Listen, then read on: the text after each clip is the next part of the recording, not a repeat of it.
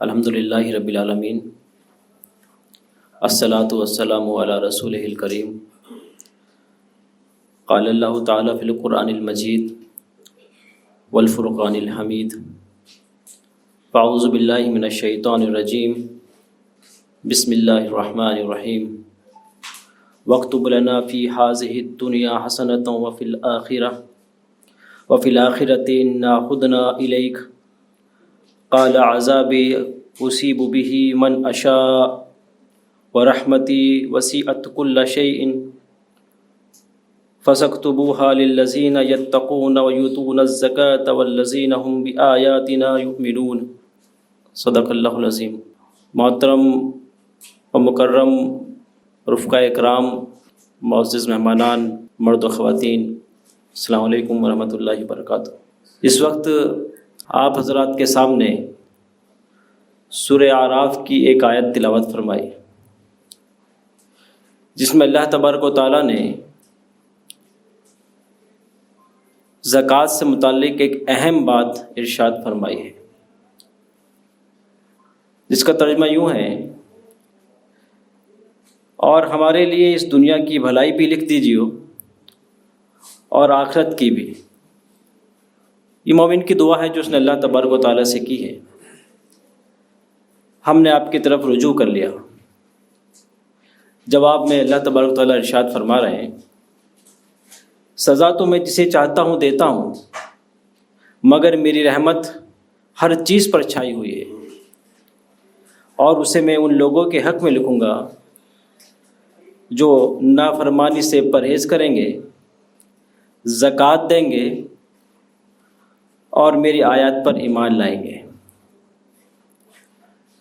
بندہ جب اللہ تبارک و تعالیٰ سے دنیا اور آخرت کا حسنہ اور بھلائی طلب کر رہا ہے اور اللہ کے عذاب سے پناہ چاہ رہا ہے، تو اللہ تبارک و تعالیٰ ارشاد میں 3 باتیں کہہ رہے ہیں، اور وہ تینوں باتیں ہم جانتے ہیں کہ ایک مومن کے لیے کتنی اہم ہیں۔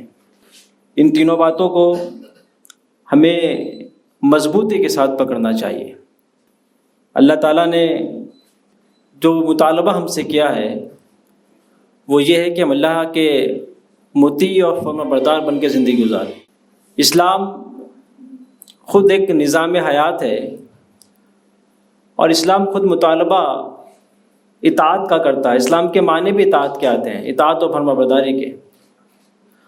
اور یہ مطالبہ صرف ایسا نہیں ہے کہ 24 گھنٹے کے کسی ایک وقت میں متعین ہو، بلکہ وہ مطالبہ یہ ہے کہ ہم پوری کی پوری زندگی اللہ تبارک و تعالیٰ کی اطاعت و فرمانبرداری میں گزاریں۔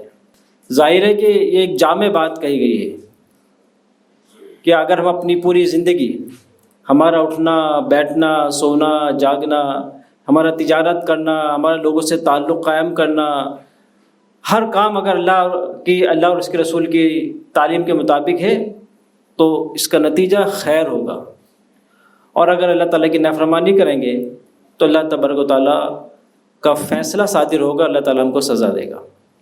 اس لیے پہلی بات فرمانبرداری کی گئی، اور دوسری اہم بات یہ کہی گئی کہ وہ زکوٰۃ دیتے ہیں۔ تو زکوٰۃ کے تعلق سے بھی ہمیں سمجھ لینا چاہیے کہ اسلام نے جو نظام میں عدل بنایا ہے اس میں زکوٰۃ کی بڑی اہمیت ہے۔ تفصیل میں جانے کا موقع نہیں ہے، لیکن اختصار کے ساتھ کچھ باتیں آپ کے سامنے رکھوں۔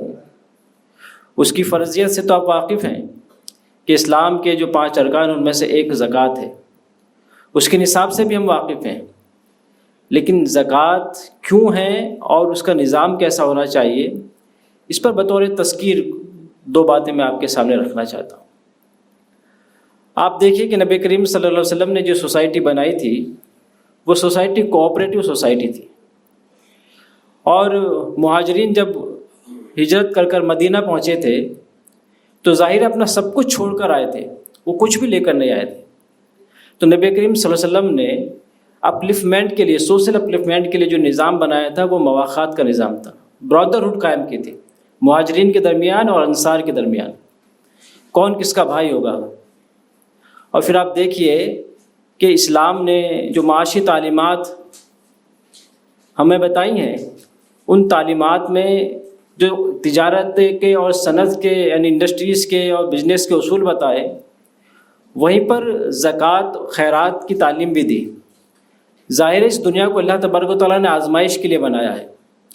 بعض لوگوں کو اللہ تبارک و تعالیٰ زیادہ نوازتے ہیں، بعض لوگوں کو معتدل دیتے ہیں، اور کچھ لوگ ایسے ہوتے ہیں جن کو تنگ دست بناتے ہیں۔ یہ سب جو مختلف صورتحال ہیں یہ آزمائش کے لیے ہیں کہ ہم کیا رویہ اختیار کرتے ہیں۔ ایسا نہیں ہے کہ ہم اپنی ذہانت سے، اپنی محنت سے، اپنی عقل سے اس کا استعمال کرتے ہیں اور اس سے کماتے ہیں۔ جو کچھ بھی مال ہمیں نصیب ہوتا ہے، یہ بات تو صحیح ہے کہ ہم ان سب چیزوں کا استعمال کرتے ہیں، لیکن یہ سب اللہ تعالیٰ کی عطا ہے، ہم اس کے امین ہیں۔ اس کا کمانا بھی اور اس کا خرچ کرنا بھی اللہ تعالیٰ کی تعلیم کے مطابق ہونا چاہیے۔ لہٰذا سوشیو اکنومیکل بیلنس بنانے کے لیے، اس میں ایک اعتدال پیدا کرنے کے لیے اللہ تعالیٰ نے یہ تعلیم ارشاد فرمائی، یہ ہدایت فرمائی کہ جو صاحب مال لوگ ہیں وہ زکوٰۃ دیں۔ اور قرآن مجید کو آپ پڑھیں گے تو زکوٰۃ کا تذکرہ جتنی مرتبہ کیا گیا اس سے زیادہ مرتبہ انفاق کی بات کہی گئی کہ وہ انفاق دیں۔ ظاہر ہے کہ اللہ تبارک و تعالیٰ نے اپنے انبیاء کو اس لیے بھیجا تھا تاکہ وہ نفوس انسانی کا تزکیہ کریں، اور یہ تزکیہ صرف اللہ کی تسبیح کرنے سے، نماز پڑھنے سے، روزہ رکھنے سے اور حج کرنے سے نہیں ہوتا، بلکہ ہمارے دل میں مال جو جگہ بنا لیتا ہے اس کی محبت بھی کم کرنا مطلوب ہے۔ تو ایک تو صدقہ واجبہ ہے جسے ہم زکوٰۃ کہتے ہیں، اور ایک صدقہ نافلہ ہے جس کو ہم انفاق، خیرات، اللہ وغیرہ کے ناموں سے موصول کرتے ہیں۔ تو یہ اسی لیے تعلیم دی تاکہ وہ مال کی محبت کم ہو اور ہم اپنا تزکیہ کر سکیں۔ تو جس طرح مال ہماری روح کا تزکیہ کرتی ہے، اسی طرح سے زکوٰۃ جو ہے وہ ہمارے مال کا تزکیہ کرتا ہے۔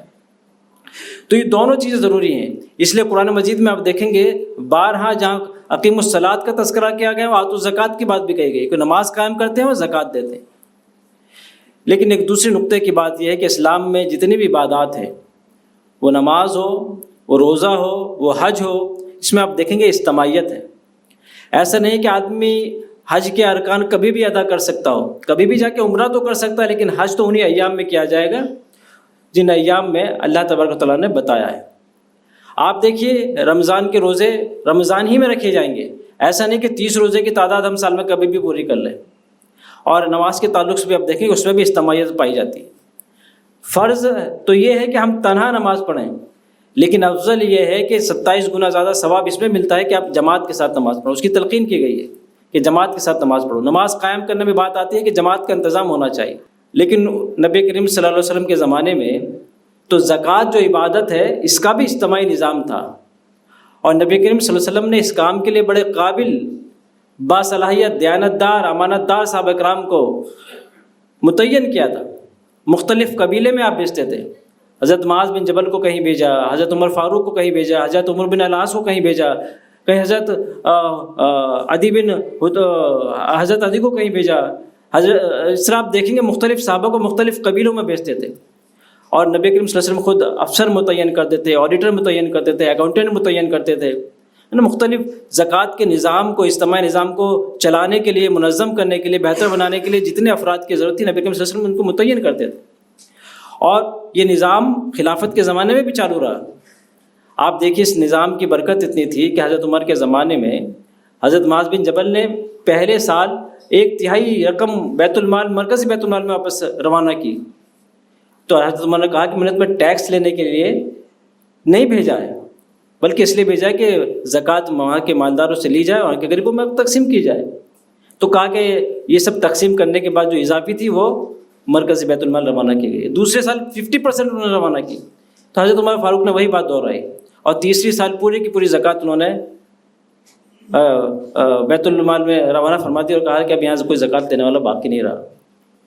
حضرت عمر بن عبدالعزیز کے زمانے میں بھی ایک مصری گورنر نے یہ بات کہی تھی کہ اب ہمارے علاقے میں کوئی زکوٰۃ لینے والا باقی نہیں رہا۔ یہ جو برکت تھی یہ اجتماعی نظام کی برکت تھی۔ تو اس اجتماعی نظام کو صرف قائم ہی نہیں کرنا بلکہ اس کو منظم کرنے کی کوشش کرنی چاہیے، اس کو مؤثر بنانا چاہیے۔ ہمارے بہت سارے لوگ کام کرتے ہیں، الحمدللہ اللہ اس کو قبول بھی فرمائے گا، لیکن وہ فرد بیس کام ہے، نیک کام ہے، لیکن ایک سسٹم بننا چاہیے اس کا، جیسے اس زمانے میں تھا۔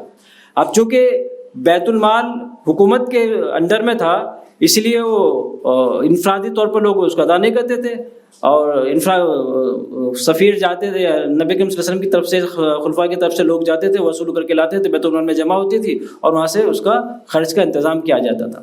اب جیسے یہ نظام حکومت ہم مسلمانوں کے ہاتھ سے چلا گیا تو زکوٰۃ کا جو اجتماعی نظام تھا وہ درہم برہم ہو گیا، بگڑ گیا۔ اب لوگ انفرادی طور پر ہی زکوٰۃ ادا کرنے لگے، لیکن اس نظام کو واپس سے بنانے کی ضرورت ہے، بہتر کرنے کی ضرورت ہے، تاکہ ملت کے جو مسائل ہیں، جو غربت پائی جاتی ہے، جو افلاس پایا جاتا ہے، اس کو دور کیا جا سکے۔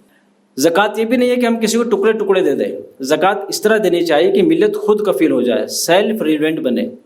یوسف القرضاوی رحمۃ اللہ علیہ بات کہتے ہیں کہ یہ نہیں زکوٰۃ کہ آپ ٹکڑے ٹکڑے میں زکوٰۃ کو تقسیم کر دیں، بلکہ اس طرح سے ادا کی جائے کہ آدمی خودداری اور خود کفیل ہو جائے اور وہ معیاری زندگی بسر کر سکے۔ آپ ایسے کاموں کے لیے افراد کو دیں کہ پوری ملت دھیرے دھیرے زکوٰۃ دینے والی بن جائے۔ لیکن جس طرح سے ہمارے زکوٰۃ کا نظام ہے، جس طرح ہم زکوٰۃ تقسیم کرتے ہیں، اس سے ہر سال ہم یہ دیکھ رہے ہیں کہ زکوٰۃ لینے والوں کی تعداد بڑھتی چلی جا رہی ہے۔ مسجد نبوی کے سامنے فقراء کی لائن نہیں لگا کرتی تھی، لیکن مسجد نبوی میں کوئی کیس آتا تھا تو اس کا مسئلہ حل کر دیا جاتا تھا۔ تو اس طرح سے کچھ نظام بننا چاہیے۔ تو اللہ تبارک و تعالیٰ بات ارشاد فرما رہے ہیں یہاں پر اس میں کہ اللہ تعالیٰ کی رحمت ان لوگوں کے لیے مخصوص ہے جو اللہ کی فرما برداری کریں گے، زکوٰۃ دیں گے اور اللہ کی آیت پر ایمان رکھیں گے۔ تو اس مختصر وقت میں نے 2-3 باتیں آپ کے سامنے رکھی ہیں۔ میں اللہ تبارک و تعالیٰ سے دعا کرتا ہوں کہ اللہ تعالیٰ ہمیں زکوٰۃ کی اہمیت اور افادیت کو سمجھنے کی توفیق عطا فرمائے۔ چلتے چلتے ایک بات یہ بھی آپ کو بتا دوں کہ آج ہم جس دنیا میں سانس لے رہے ہیں، یہاں جو معاشی طور پر اکنامیکل امبیلنس پایا جاتا ہے، اس کی بنیادی وجہ بھی یہی ہے کہ یہاں پر سودی نظام پایا جاتا ہے۔ اس کے برعکس جو زکوٰۃ پر مبنی نظام ہے، اجتماعی نظام ہے، اگر اس کو مؤثر انداز میں چلایا جائے تو غربت کا خاتمہ ہو سکتا ہے۔ آپ دیکھیے کیپٹلسٹ جو سوچ ہے، اس سوچ کے نتیجے میں مال جو ہے چند ہاتھوں میں مرکوز ہوتا ہے، سینٹرلائز ہوتا ہے، سمٹ کر آتا ہے۔ اور اسلام کا جو معاشی نظام ہے، اس میں مال جو ہے سوسائٹی کے اندر بکھرتا ہے، تو پوری سوسائٹی اپلفٹ ہوتی ہے۔ میرے پاس ایک ڈیٹا تھا، میں اس ڈیٹے کو رکھ کر میں اپنی بات کو پوری کرتا ہوں۔ 2010 میں 50% لوگ ایسے تھے، 50% ویلتھ جو ہے، یعنی دنیا کی 50% ویلتھ وہ 388 لوگوں کے ہاتھوں میں تھی۔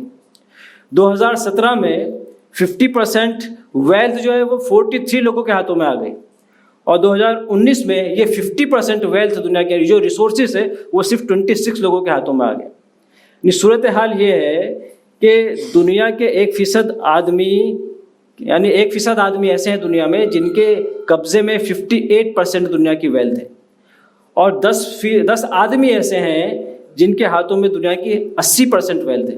یعنی دنیا میں اب جو پتے کی تعداد بھی بڑھتی چلی جا رہی ہے، اور اس سے کہیں زیادہ تعداد میں غربا کی تعداد بھی بڑھتی چلی جا رہی ہے۔ وجہ کیا ہے؟ یہ کیپٹلسٹ سوچ کی وجہ سے، کیپٹلسٹ مائنڈ سیٹ کی وجہ سے دولت جو ہے کچھ ہاتھوں میں مرکوز ہوتی چلی جا رہی ہے۔ تو زکوٰۃ کا اگر اجتماعی نظام بنایا جائے تو نہ صرف کہ ملت سیلف ریلیونٹ بنے گی، بلکہ غربت کا خاتمہ بھی ہو سکتا ہے، اور خودداری کے ساتھ ملت جو ہے اپنے سفر کو آگے بڑھا سکتی ہے۔ تو یہ چند باتیں تھیں جو میں نے اس وقت آپ کے سامنے رکھی ہیں۔ اللہ تعالیٰ سے دعا ہے کہ اللہ تبارک تعالیٰ زکوٰۃ کے اجتماعی نظام کو بہتر بنانے کی توفیق عطا فرمائے۔ وآخر دعوانا الحمدللہ۔